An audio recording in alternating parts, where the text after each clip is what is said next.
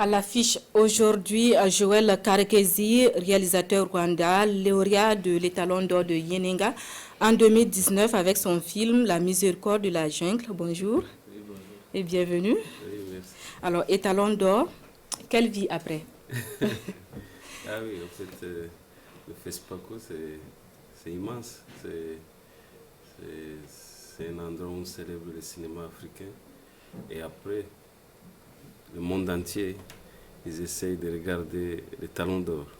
Et là, en fait, après le FESPACO, le film a voyagé partout en Afrique et aussi dans le monde entier. C'était pour moi vraiment un grand plaisir, oui, d'avoir les talons, et aussi c'était bien pour le parcours du film. Alors, on vous voit de plus en plus impliqué dans la formation. Pourquoi est-ce que c'est important pour vous d'être dans ce secteur-là? Qu'est-ce que cela représente pour vous? Et en fait, on a le devoir de raconter nos histoires. Et ce qu'on fait toujours, c'est essayer de partager les connaissances qu'on a. Et c'est pour ça qu'on forme, que ce soit les jeunes, que ce soit au Rwanda, en Afrique de l'Est, et partout si on a l'occasion.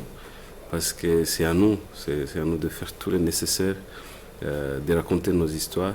Et là, le cinéma, c'est le meilleur moyen de raconter en images nos histoires, de faire vivre ce monde qu'on a envie de partager avec le... Alors, vous avez tellement parlé d'histoire, on a envie de vous demander quelle est l'histoire qui lie désormais Joël Karekezi à Ouagadougou et au FESPACO. Et en fait, ici, pour moi, je me souviens, je suis venu ici première fois en 2013. J'avais un film en panorama. En fait, pour moi, Ouagadougou, je dirais, ça m'a touché beaucoup. C'est un endroit historique, mais aussi pour le cinéma. En fait, c'est le meilleur endroit où on trouve, que ce soit les films et les anciens, nos pionniers. En fait, c'est un endroit où on apprend, mais aussi on découvre ce qui se passe partout en Afrique. Et en fait, pour moi, ici, c'est la maison. Alors, nouveau regard, nouveau défi, quelle connectivité entre les cinémas d'Afrique et de la diaspora? Alors, c'est la problématique retenue pour un colloque, cela vient de passer il y a un moment dans ce journal. Alors, quel regard sur le positionnement même des cinémas d'Afrique et de la diaspora sur le marché international? Oui, en fait... comme je disais, c'est à nous de raconter nos histoires, que ce soit nous, Africains, mais aussi la diaspora africaine partout au monde. Ils ont des choses à raconter dans leur histoire. Et là, le monde a un devoir de nous écouter, de regarder nos films. Et pour moi, cette année, c'est vraiment, je dirais, magique, comme la diaspora et l'Afrique. Tous les films ils sont ici. Il y a des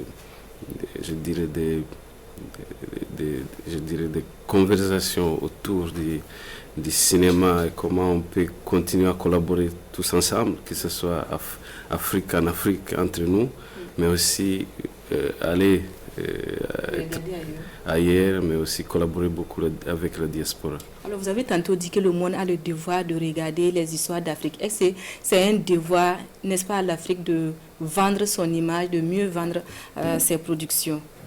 Oui, en fait, c'est un devoir pour nous, Africains, de faire tout le nécessaire, investir, financer nos productions, et pour que vraiment, sur le marché international, on puisse imposer nos histoires. Il faut aussi que nos films puissent générer aussi l'argent et contribuer dans l'évolution du pays économiquement.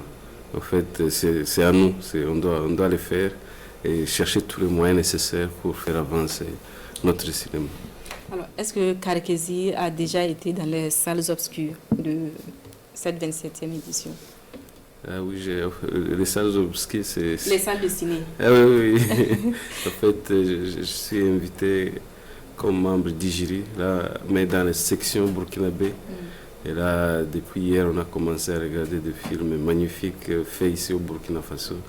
et je découvre, je voyage partout à travers le cinéma burkinabé. Ok, bon festival à vous. Oui, merci. Et merci d'avoir accepté notre invitation. Merci pour l'invitation. Vous restez avec nous pour la suite de ce journal.